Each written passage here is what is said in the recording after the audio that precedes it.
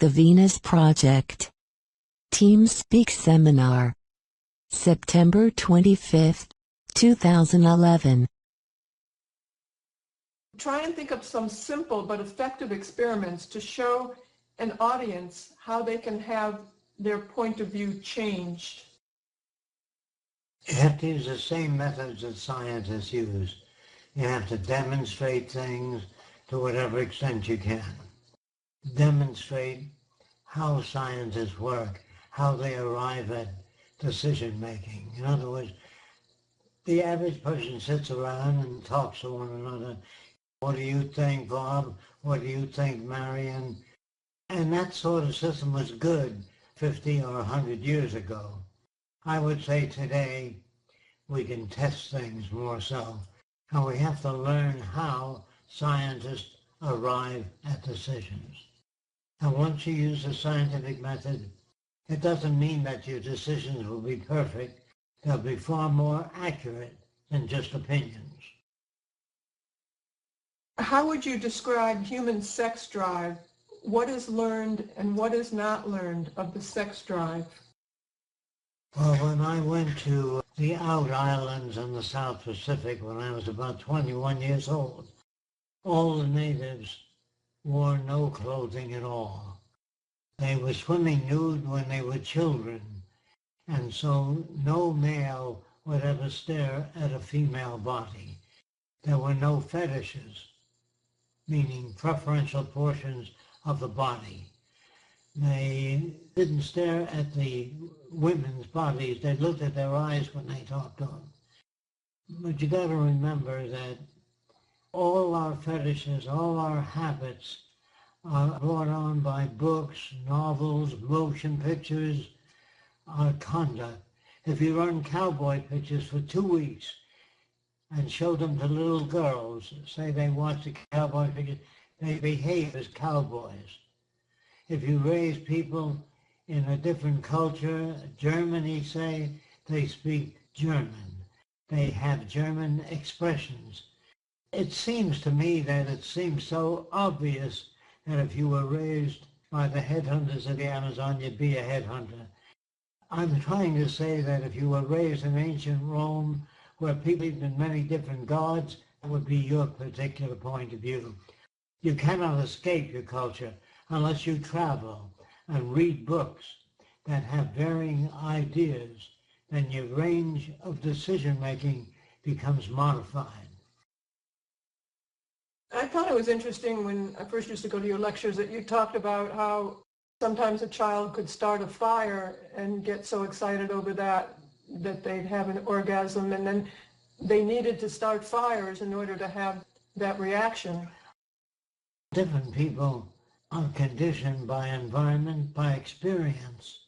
They behave in ways reacting to those experiences. All you inherit from your peers, your father and mother and your ancestors, is the shape of the nose, the color of the eyes, but you do not inherit a value system. You do not inherit bigotry, prejudice, greed. All that is learned by being brought up in a scarcity environment that renders a person insecure. But remember, language has to be learned. Your parents point out cup, table, light, over and over again, mama, papa, so you pick up those words and facial expressions. No American child was ever born speaking English. No German child was ever born speaking German. They had to learn it. That's why you go to school. They teach 1, 2, 3, 4. 2 and 2 is 4. 4 and 4 is 8. Over and over again, and you think you inherited that. You learn that. You learn to be prejudiced, bigoted in the environment you're reared in. If you take a Southerner, he speaks with a Southern accent. You can't say to that person, stop speaking with a Southern accent. They can't. And if you don't understand the meaning of environmental exposure, if you travel to different countries, you'll notice that Germans speak German fairly much like one another. They react with the same facial expressions and values as the German people. If you're brought up in France, you react like a Frenchman. If a Frenchman travels to America, they speak with an English-French accent. That's how you say, it seems to me that you've come from France. I say, how did you know that? They tell you by their accent. If a person speaks with a Southern accent, you say, what part of the South are you from? Where do you think you got that from? It's not inherited, it's learned. Is it possible that computers with AI could make science by themselves someday after programming? You mean do research and invent things? If that's what you're talking about, yes, it'd be possible someday. Would names be more scientific in a resource-based economy? Well, today, of course, people feel that their names helps identify their relationship. Actually, there are 10,000 Sams in the world, lots of Jacks, lots of Bernard, lots of names that are the same, John Smith. A name doesn't tell you anything about a person. In the future, the name will tell you their areas of interest, their behavior. So when you meet a person and they have a name, the name will indicate what they're interested in. Each letter in the name will tell you that it's in art, music, chemistry, physics, whatever they're interested in. But today a name doesn't tell you a damn thing. Other than environmental abuse, this person is saying that there's a growing body of evidence that there are those who are born with diminished abilities to develop mirror neurons or have dysfunctional parts of the brain, for example, and these people are more likely to commit murders, rape, genocide, and other violent crimes. What should be done to defend against the neural-born psychopaths? Well, they need hospitalization. And there Sociopaths. they would be dealt with. In other words, in the future, we will do a great deal of research on brain mechanisms and how to modify human behavior. That's what the problem is, modifying human behavior. And the only way that can be done is to engineer an environment that deals with that. For example, if you want to become a doctor, you have to go to the university and study medicine. If you want to be a chemist, you have to go to a chemistry environment. I'm sure you all understand that. I don't like to repeat myself all the time, but the questions always appear to be the same. If you want to become an auto mechanic, you have to study engines, automobile engines. If you want to be a Volkswagen mechanic, you study the Volkswagen in particular. If you want to work on the human eye, you have to study visual problems and go to a school and become an ophthalmologist. You always have to expose yourself to an environment that emphasizes the subject matter that you feel you want to study. Do you think sometimes it's misunderstood that people that they think are sociopaths and born with brain damage are really, their values through their culture produce the same type of behavior? Similar behavior. It's very difficult for the average person to tell whether a person is mentally aberrated or socially aberrated. In other words, you think a Nazi has got something wrong with them? No, they have nothing wrong with them. They've been exposed to a Nazi environment. A Southerner that's a racist is not born that way. That's why you can't get mad at people. If you understand the environment they come from, what you can do is expose them to information that turns you around. And if you expose them to information sufficiently, and you know how to do that, you can change their thinking about any given subject. How do you think your ideas can coexist with multicultural world with different traditions, even with low technological ones? Oh, I really don't understand your question, but I'm going to try to answer it. Your values and all decisions that you make are related to your culture. No one that lived 500 years ago, if you say you can have anything you want, they can't say, I'd like a single-engine aircraft. They can't say that because it doesn't exist. They can't say they'd like a stainless steel refrigerator because it doesn't exist. All your decision-making is always within the frame of reference of the culture you're reared in. So you think people who have different traditions and low technology in their culture could understand the resource-based economy? No, unless you explain it to them in detail, in a language that they can understand. That depends on your skills and ability to present information to people rather than argue with them. You never argue with a person. You present information to them if they understand what that means.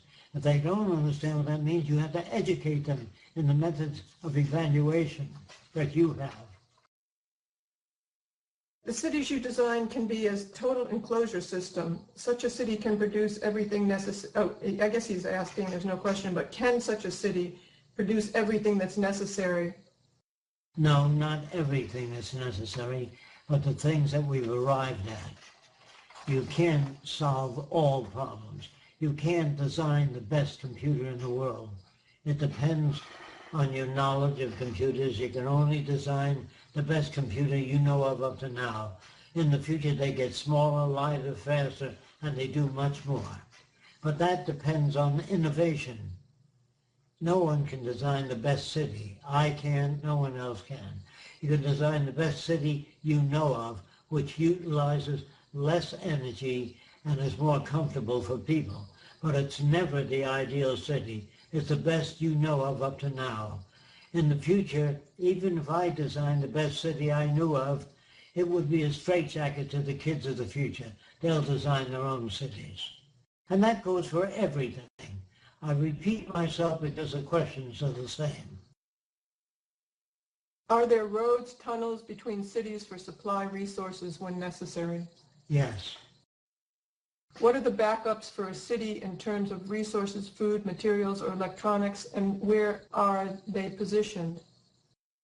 First of all, there's a distribution center. The best way to think about that is to think of an ocean liner with 1,000 passengers. How do they know how much water to bring? How do they know how much food to bring? By the amount of passengers and statistical studies in the background.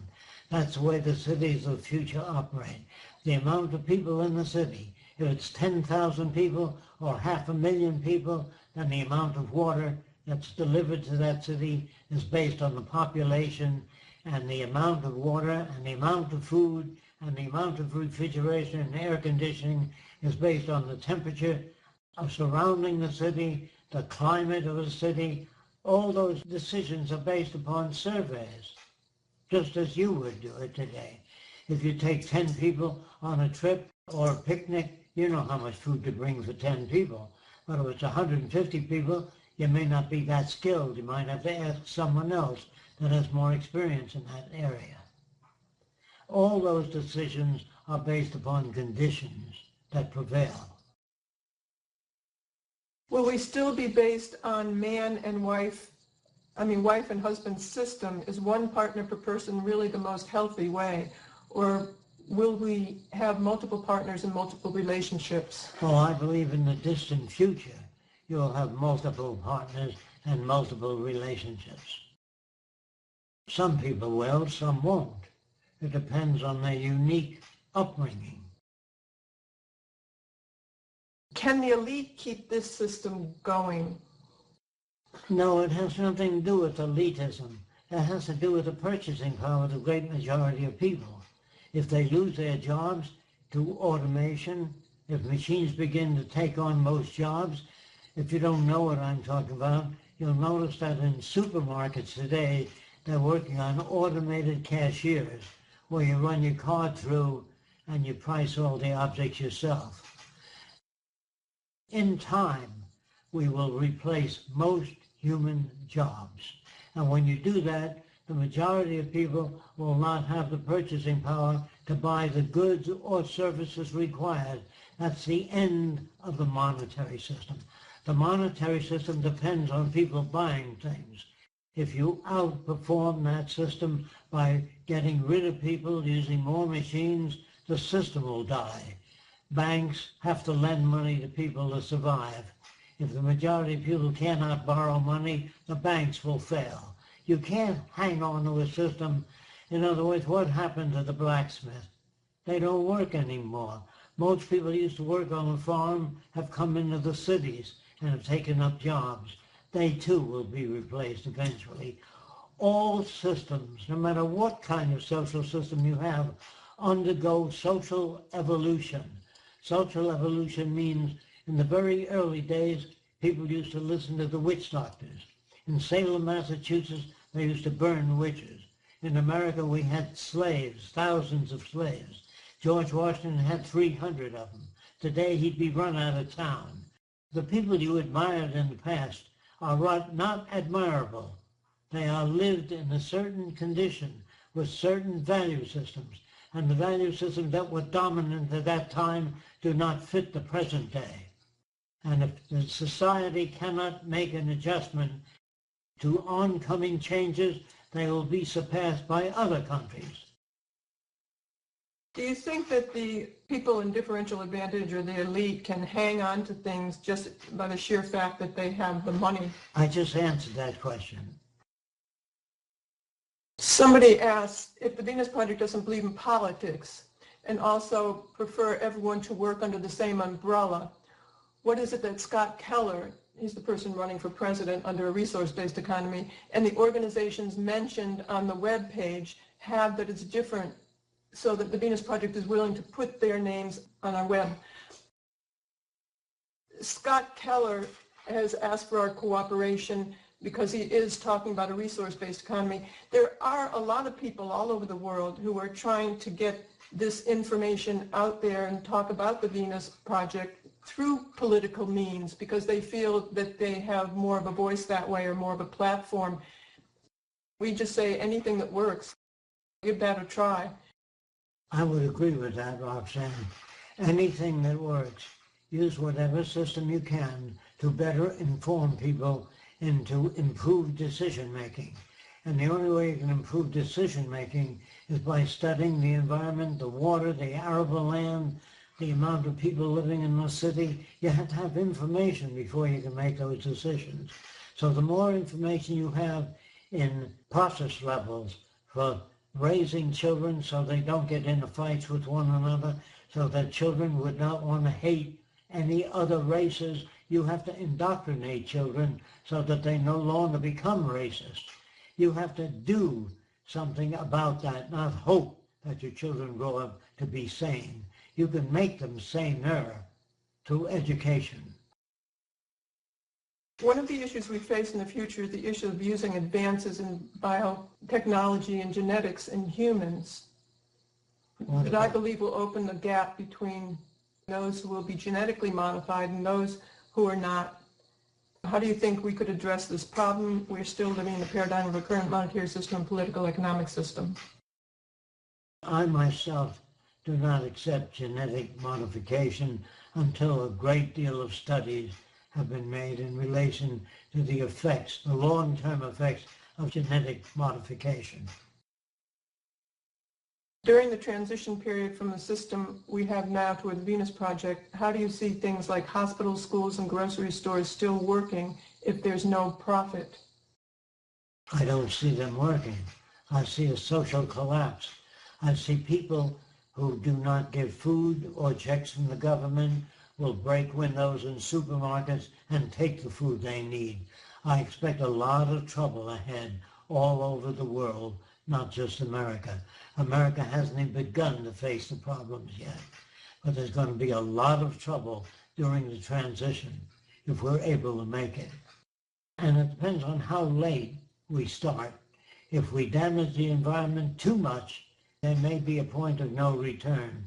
It depends on how much effort and work you put out to help modify human values. Most human values today are unsane, not insane, unsane. The difference unsane means they're either brought up with race prejudice, bigotry, profit-seeking. There are many people that seek wealth, property, and power. Those values can only lead to hell on earth. The only values that will eventually work is when you declare all the earth's resources as the common heritage of all the world's people and share resources with all people. But a few nations learn to control most of the earth's resources, you're going to have territorial disputes no matter how much you enact laws. Man enacting laws to control human behavior is the wrong way to go about it. It's not laws that we need. It's the conditions that generate aberrant behavior that have to be outgrown. This person is talking about how you talk about arriving at decisions on all factors, and he's saying, but there are decisions made along the way, all during the process of constructing a building, for instance, like engineers lay out the manner the building will be erected, the information is passed on to contractors and traders. So could you please clarify how decisions like this will be made? Who decides what is built and when it is built? It isn't who decides, it's how do they arrive at their decisions. You don't make decisions. What you do is you test materials in a testing lab. You test I-beams. You test structural elements. You test the torsion of tubes. And you give a performance chart and the nature of the metals involved in the structural materials. In other words, I don't know if you know this, they make concrete cylinders and they put them in a hydraulic press. And they bring the hydraulic system down on the concrete to see how much pressure that concrete can stand. And once they arrive at that, you know your concrete mixture for a 17-story building. You cannot sit down and just mix concrete and put up a building. What you have to do is stress test it. You stress test materials, and those things you can't stress test, you can't work with. So you see, even in the aircraft industry, they test the wing structures, they put them under different loads to see what they can stand. That's how they arrive at decisions. Today we make decisions. In the future, they will arrive at decisions through testing rather than what do you think, Mr. Jones? What do you think, Mr. Benson? All that system was great 100 years ago, but today we have better methods. Andrew, you wanted to add something to that? Yeah, I just wanted to say on the sort of arriving at decisions on things like buildings and things like this, we won't just build buildings for the sake of building buildings. They'll be built based on the feedback of the environment of what's needed within that city. If it turns out that there's a massive plague in an area and there's more hospitals needed, then more hospitals get built. And it would be temporary until those conditions have been dealt with and those conditions are normalised, and then you wouldn't need that hospital anymore. It could be taken down or restructured into a different function of a building. And the same with things like agriculture. You wouldn't just keep on building lots of agricultural towers and areas and stuff. It would be based on the amount of people that are actually in that city. So everything would be subject to survey to make sure that you're applying your technology and your constructions to the needs of that environment, not excessively. Yes, exactly that, Andrew. What about sabotaging from the military or the government if they come into the Venus Project to make the resource-based economy fail? Well, it depends on how many people are doing that, and it depends on why they're doing it. We have to be able to reach all kinds of people to enable to understand the advantages of the Venus Project. If we fail to do that, we will have as many problems that will evolve. How are the mega machines like earth movers and heavy vehicles like dumpers be energized? Most of them will operate electrically, and they'll be energized by either electrical generators or what we call supercapacitors. What do you think about the schools today, how it is, because it creates competitive environment between students? Well, obviously, I don't agree with that. I believe in the study of science and not to grade students in the presence of other students so they develop ego problems and self-centeredness. What's a more effective way to evaluate a person and check if he or she understands the topic? Performance only. If all the cities are immersed in beautiful gardens, who cleans the bird shit off the buildings? How would people protect themselves from animal attacks? Well, if you really want to answer that problem, I don't know if you know much about boats, but people paint the rooftop of their boat with Bimini blue, and birds tend not to defecate on Bimini blue.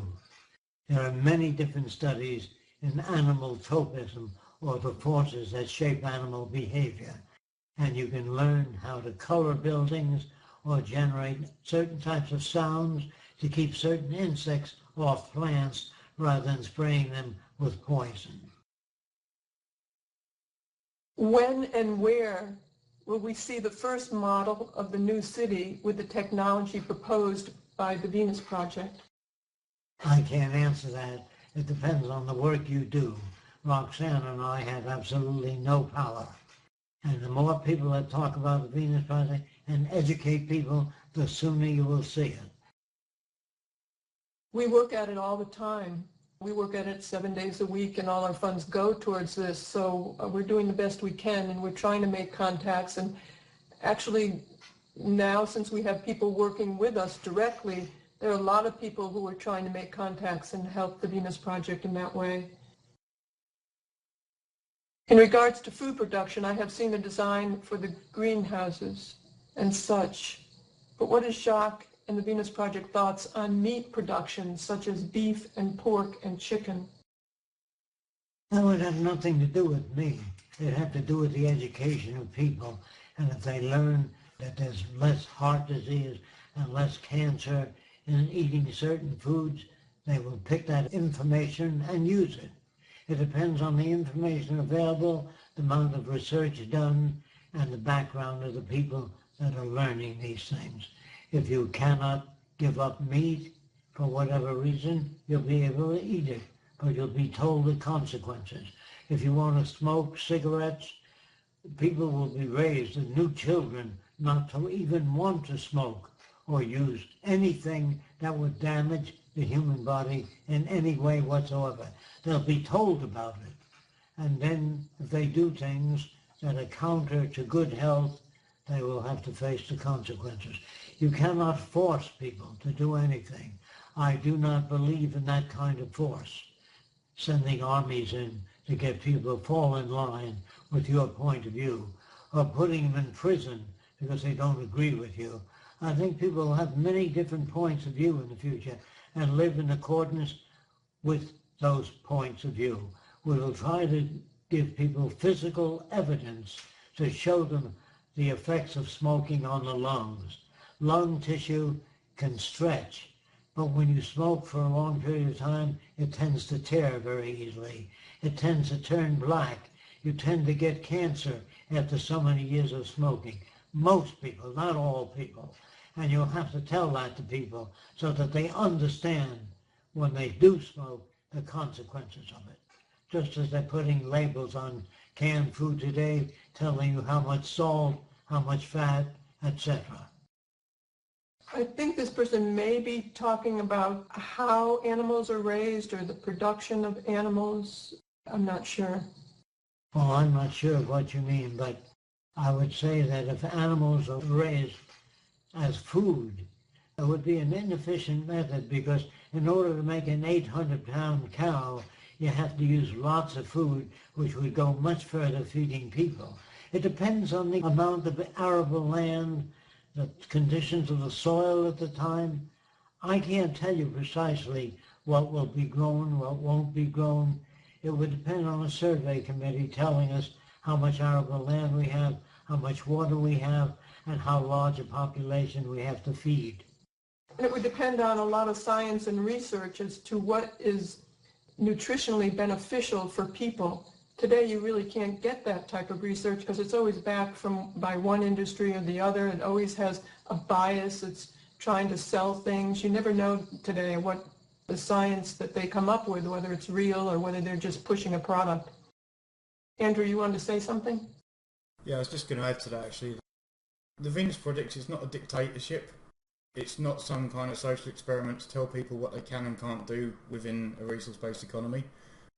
It's actually about liberating people and giving them open choice to do whatever they want, but also giving them the education to enable them to arrive at better solutions about the way they live their lives. If people deem through education that killing animals for food is considered aberrant or considered something that we could do without, then it's through education that would stop.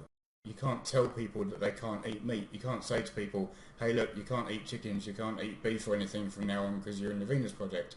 You'll just get rebellion against that. So really it all comes down to education. And the more people are educated and the more we have technology available to come up with different solutions to those problems. So for example, at the moment there's lots of technology research going on in the biomedical fields for doing things like growing livers in the lab for people that need liver transplants. There's other technologies that are working towards actually growing beef or growing chicken in the lab based on its DNA structure and everything else. So it's likely that very soon we're going to have technological alternatives to actually going around killing chickens or killing cows and stuff. But like I said, it's not a dictatorship, so people have to have the choice but have the education to be able to make those choices as relevant as possible to the environment that you're in. Excellent, Andrew. And when you try and ban something, it just goes underground. You really have to educate people as to what's really better from them from a scientific point of view. Did you want to talk about something specific today? Did you have something in mind? First, I'd rather answer their questions if I Okay. can. I think we've gone through most of them that are relevant. How about, do you think that this could be implemented from people protesting when they don't like their government? Well, I don't know what that means, protesting if they don't like their government. If you can find out that the railroad tracks are insufficient, they wear out asymmetrically, and you come up with ideas to correct it, that's the way you protest. You don't protest. You come up with counter ideas, and you present newer concepts of how to filter water, or whatever it is that you want to do. If you don't offer anything, if you merely criticize a government, that's not enough. You must come up with alternative proposals based upon study, not your own opinions. Yeah, that's true for people who are in the streets protesting for human rights and democracy and freedom. They really don't pose an alternative. How do you achieve that? Just throwing out somebody and putting another person in usually reverts back to the same oppression if the corporations are at the helm. In our present monetary system, that's true, Roxanne. Do you agree that it's better to drop out of school and learn on your own after seeing how terrible the system is and preparing for the future challenges? If you don't have the proper credentials, it'd be very hard to get a job unless you go through the formal educational system. Remember, the Wright brothers made a flying machine, but they had no qualifications except that they built one. Edison had no special qualifications, but he made the electric light. And so Louis Pasteur had qualifications. If you have qualifications, if you've gone to an accredited school, you stand a better chance. That's all I'm saying. It doesn't mean that you'll be more qualified to do a job. But the institutions that exist use the institutional methods of evaluation, and that's why conforming to a limited extent will enable you to get more out of the system. But if you come up on your own, even though you know a great deal, the system does not recognize people that have earned the knowledge through hard work on their own, no matter how competent they are. Without credentials, you can't practice medicine, you can't practice law, you can't be a contractor without having the proper credentials. I don't say that that's right. I'm just telling you what is. Is there something else that you want to deal with? Because that's the end of the questions as I see them. Well, if you read The Best That Money Can't Buy, before you ask questions, you'll get many of the answers. And look at our website. We have thousands of answers and questions. Before you write in your question, become familiar with the Venus Project, how decisions are arrived at, and people do not make decisions, and what children will learn in the schools of the future. They will learn how to relate to one another. They will learn how to avoid arguments. They will learn how to not become parasites to a culture. Everyone will learn something useful that will benefit the lives of all people. So most of the people that you meet in the future, you'll be happy to meet because they're all in the domain of public service.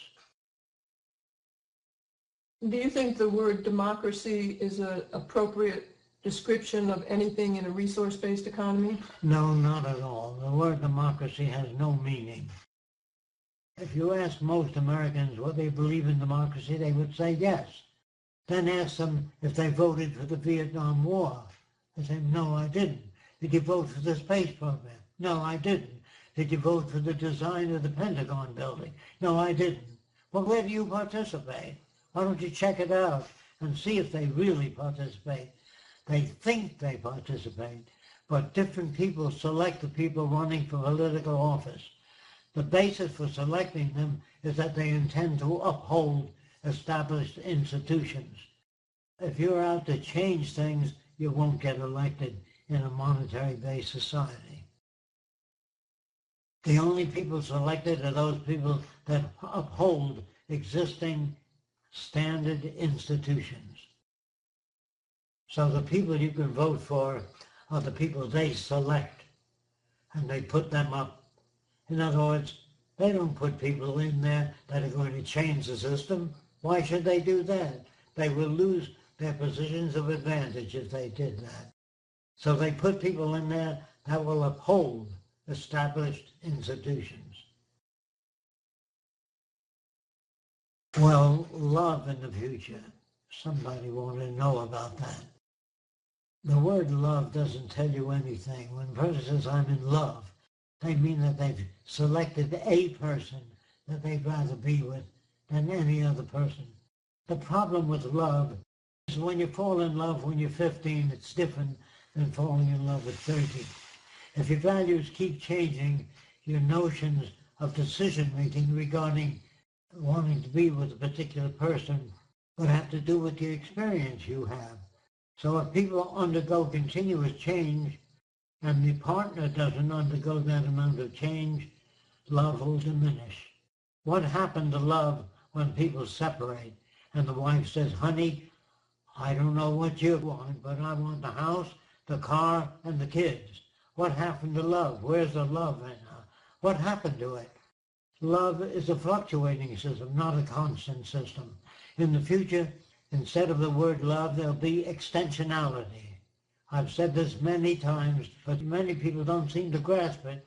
Extensionality means that the person you're with is able to extend your knowledge, make your life better. They can really make your life better by physical evidence. I don't mean words like, you're pretty, you're beautiful, you mean more to me than anything in the world. All those are words. But in the future, extensionality means genuinely informing other people and enhancing their lives. That is the real meaning of what they try to use the word love to describe. The word love doesn't describe a damn thing. In fact, most of your language, like I've said many times before, was designed hundreds of years ago, and the words are completely inadequate. At least three questions.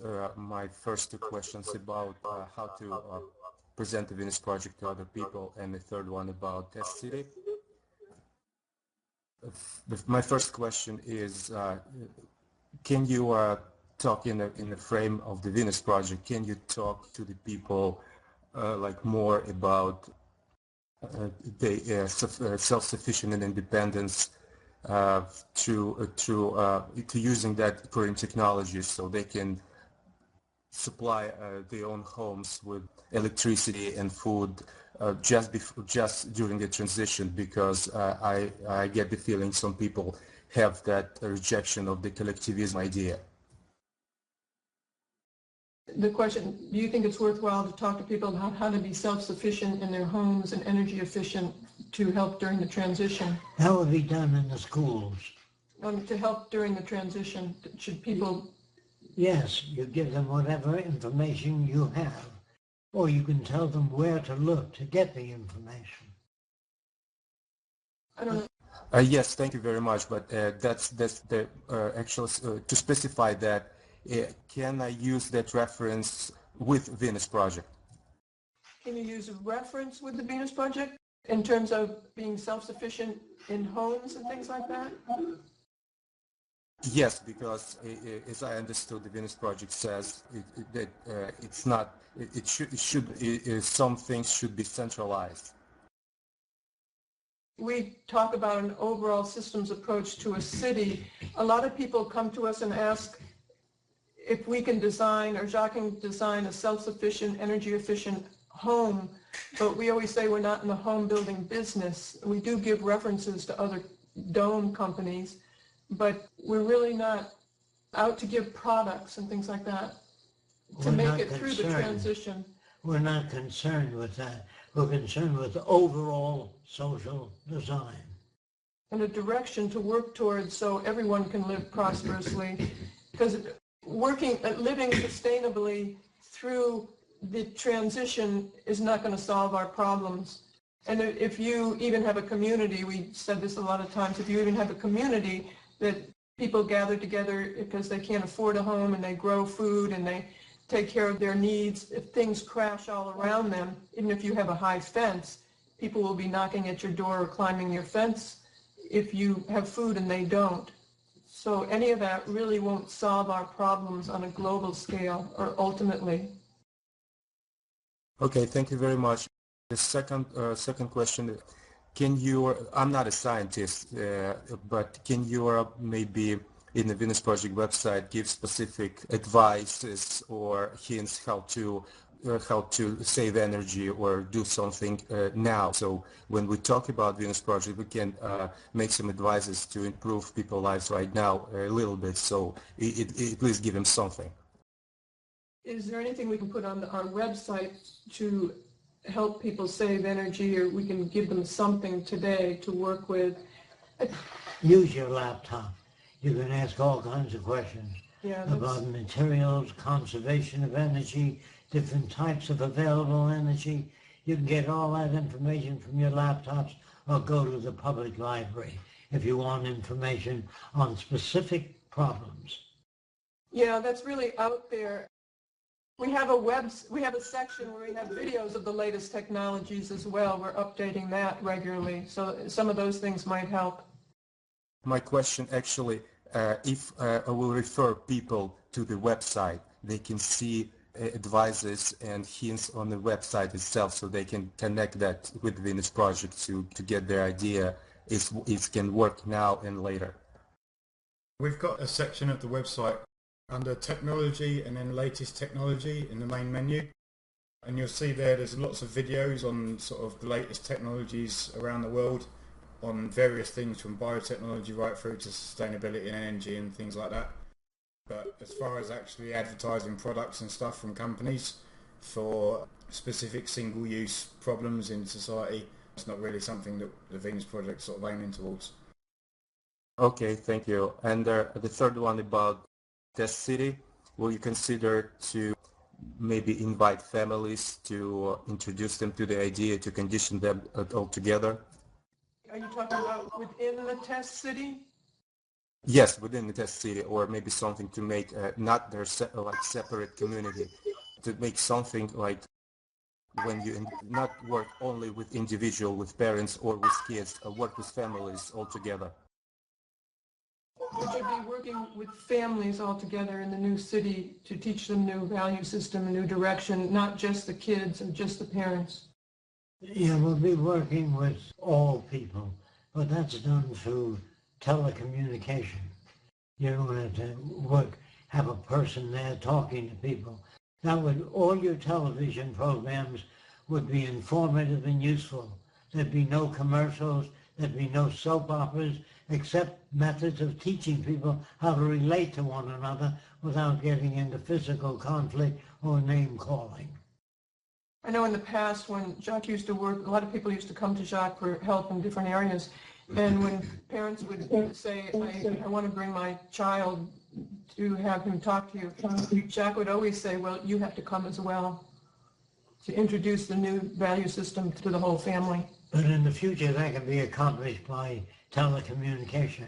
You don't have to work with each family.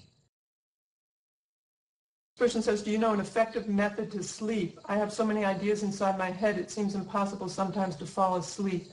What you usually do is take a book of a different subject and read before you go to sleep.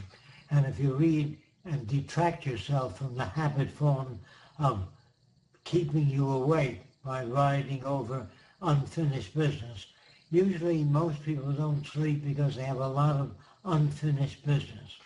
So as best you can, you try to finish things, but if you find yourself unable to do that, pick up a book and read it and detract yourself from the habits of thought that have been established over a long period of time. What would be a better and more efficient way to evaluate a person and check if he or she really understands the topic? When they use words, if you're not sure, ask them what they mean by that word. That's the only way you can check it out. When a person says, I believe in a better world, then what do you mean by a better world?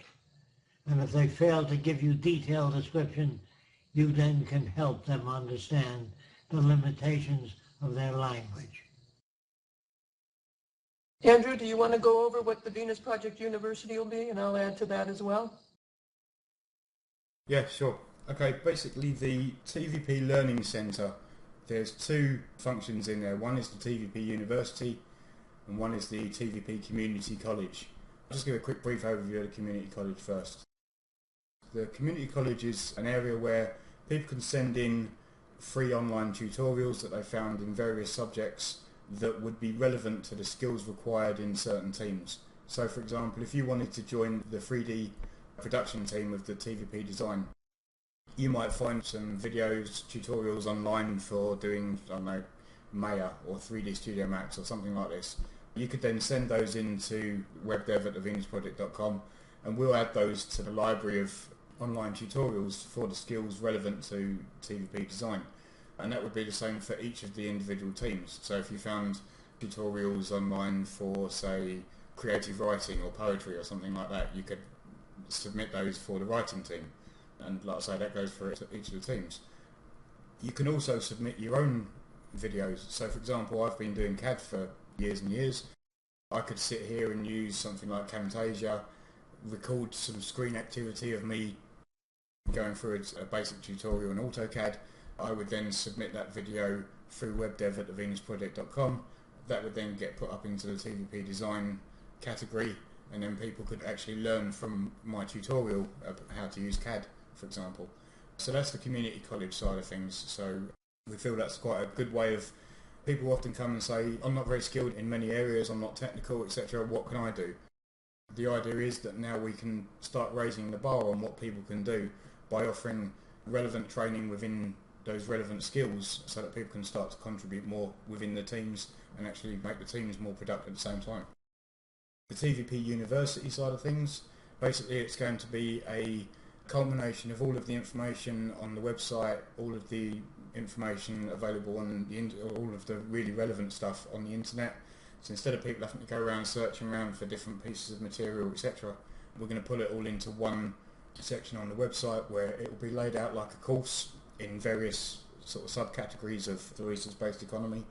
We'll have lots of links to different audio and video relevant to the subject that you're reading about, or relevant to the subjects or area that you're reading about within those categories. It'll be an ongoing project. With Julia and Roxanne have been on it since around April time, and we're still not ready to put up the first section yet. It's a lot of work. We're hoping to have it done within the next couple of months to get the first section up so that people can start seeing the kind of format that we'll be laying out the rest of it as it comes along. Yes, we're dividing into many different topics, things about the resource-based economy and the values of the future and the different writings that Jock has done. We're taking it and compiling it. Andrew mentioned different subcategories, and within the writing there will also be audio taken from the 1970s and 80 lectures, taken from radio shows, taken from the 2010-2000. Then we'll have video on each topic as well. There'll be a lot of different ways to learn different materials, and we'll see if we can get it out there in different areas as well. Other people's website, maybe Khan University would want the first online university about the Venus Project and the resource-based economy. So it will be a massive type of area where you can go and get whatever questions you want answered. Does Jacques believe in ethics? Only functional ethics, meaning you educate children on how to solve problems, how to communicate. I don't know what the word ethics means. How to communicate in the most effective way known at the time. We don't have words like ethics. We have words like communication. We have words like the most effective way to work with other people of a different background. Process levels and yeah, ethics depends on geography today.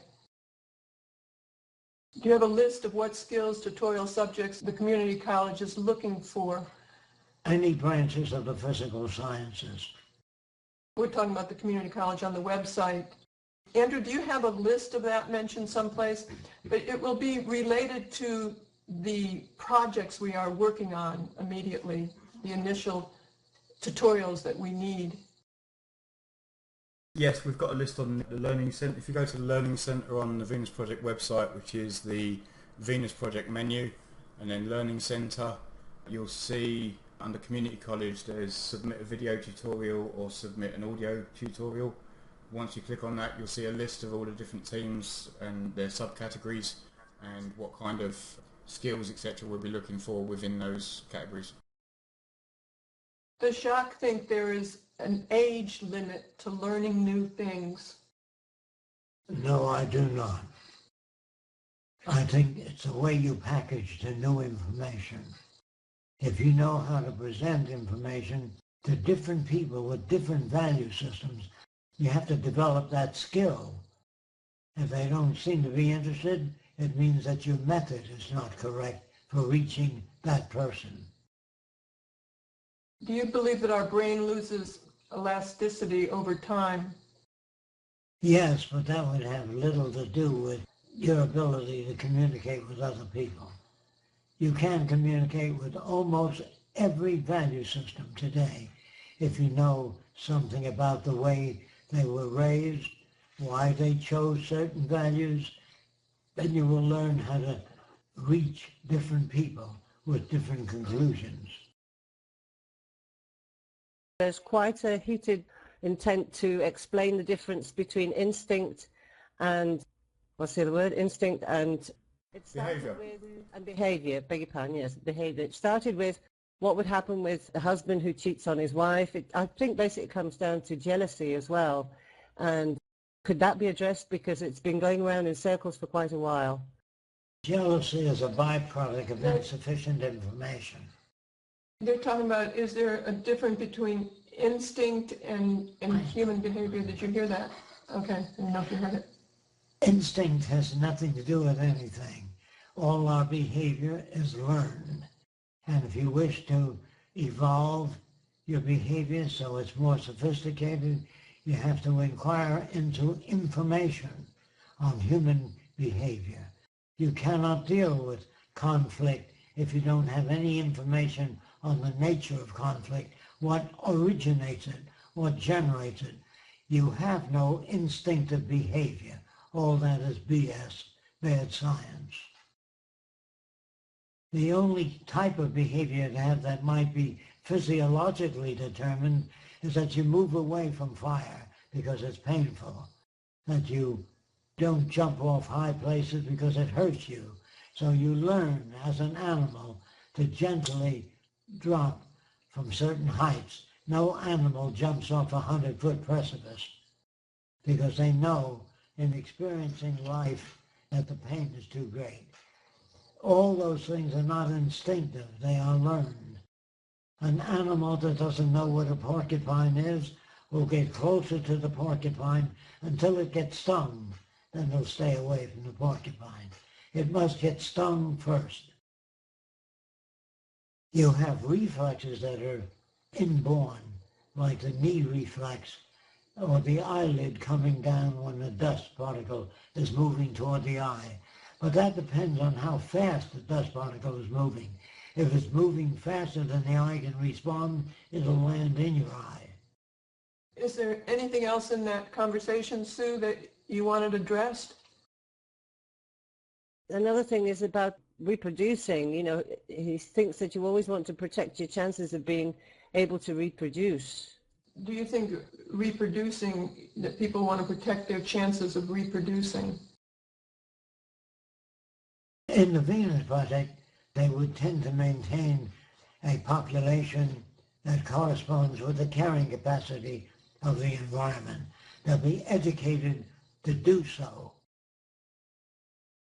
One other thing on that, there's also a relevance there. If you look at countries that have very poor education, and then you look at countries that have a much higher relative education, generally in the less education countries you have much more childbirth. It's more a case of education than it is of any kind of instinctual wanting to bear offspring, for example. I can safely say that through my education throughout my adult life, the last thing I want is children, because I've got so much stuff I want to do for myself and so much stuff I'd like to do generally, especially towards this direction now. The last thing on my mind would be children, and I have absolutely no intent ever of having them. So it's certainly not the instinct doesn't overdrive your behaviour.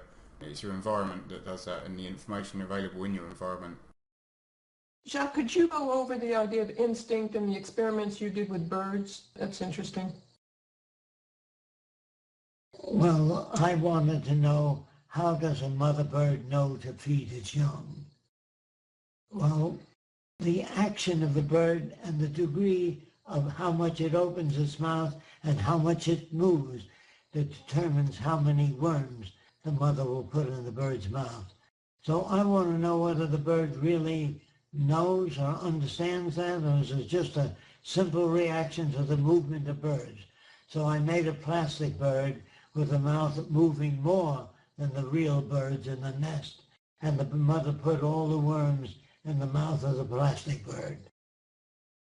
So I think that birds are more like responding organisms rather than using instinct. Yeah, it's not instinctually driven to take care of their young. They'd say that people have the reproductive urge. That's all a lie. They just want to have sex, and reproduction is a byproduct of sex. People say, well, they want to have children. Do they really want to have children, or are they brought up to want to have children? Are they conditioned to want to have children? If they love children so much, how come they don't spend most of their lives with children?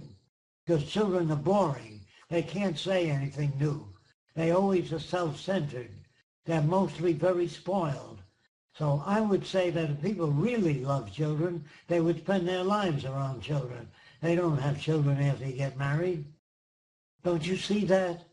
That is a conditioned reflex. That you're brought up to want children. You're brought up to say, hey, I'd like to have my name carried into the future. They're not interested in their kids. They're interested in their names. They're interested in their names going on into the future. Why? Because they're brought up to that value system. If you're saner, there are so many other options other than having kids that are much more interesting and informative. I'm just saying you're brought up to do that, that's all. Doesn't mean that you don't, no, I mean, but it just doesn't mean that you don't nurture kids. If you have them, you want to make them better than you. A lot of times people try, and when they do have kids. So, I know you're not saying that. There are people that don't want to have kids. What kind of instinct do they have? Don't you see? You have to check all different systems to find out. If you understand what I'm saying, people that love children will be working with children most of their lives. There's another thing that Jacques did to verify the idea of instinct, and they say that the birds sit on their eggs because of instinct and the motherly instinct. So the bird had, what, about 3 eggs, and somebody told them that the birds sit on the eggs because they have itching areas. Itching spots. And the eggs alleviate some of that. So Jacques made about 4 marble eggs that are cooler, that the birds, it had more effect on the itching spot. Jacques put those marble eggs in the nest, and the bird threw out all the real eggs and sat on the marble eggs instead. So if it had a real instinct, it wouldn't have done that. Humans project their own value systems into furniture, animals, all kinds of things. They say the animal loves me. They project their own values, and that has a lot to do with the people selecting companions. They project their own values into the other person. Then they say, well, you've changed. You're not like you used to be. Well, it's our own projections that get us into trouble, not so much the behavior of other people. The real world doesn't hurt people. Whatever happens in the real world is real. What you think should have happened is not real. So you're hurt by your own projections. The world doesn't hurt you. If a girl falls in love with somebody and then she says, you know, I thought I loved them, but I really don't, it means your projections about the person were erroneous. Misinformation hurts you. If people have misinformation, say if you're Afro-American, they're brought up to dislike Afro-Americans in some area of the South, that's what you have to deal with. You have to deal with the real world and change those values. And if you don't know how to change those values, you have to practice experimental psychology and practice how to change values. You become good at it only if you work at it, not if you hope that the other person learns to understand things the way you do. It says in Jacques' older lectures, he says that human selfishness is derived from the selfishness. That seems very counterintuitive. Can you explain why I should not be selfish using physical reference? Selfish is based on scarcity. If you live in a world where there's very little water, you tend to accumulate water. If there's water all around you, drinking water, you tend not to accumulate it. You tend to accumulate that which is scarce. So what we hope to do is overcome scarcity. Is this sentence true? If we don't reach out to spread the Venus Project ideas in the world for enough people, then after the collapse, we will just begin the same shit as we have now. True. How can we control humane experiments? I'm not sure what they're asking there. Don't torture animals. Maybe. You might have And on humans. You have to come up with ideas that will not use animals for experiment. For example, if you took a cancerous growth and kept it alive and treated the cancerous growth, that's what your problem is. Not giving people radiation or not using chemotherapy.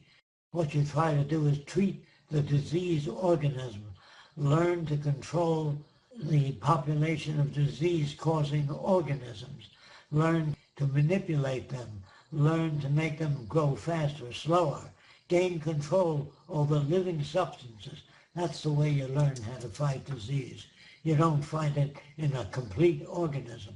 You don't treat the human being, you treat the growth that's offensive or dangerous to the human being. You work on the bacteria that hurt people. You learn how to control them. I guess that's about it. Yeah, that's all for this week. Thanks everyone for coming. Another good Q&A. Thank you, Jack, for your insight into many areas and some great explanations there. Thanks to Roxanne as well. Thanks everyone for coming. Okay, thanks everyone. We appreciate it. Yes, thank We appreciate it. Yes, thank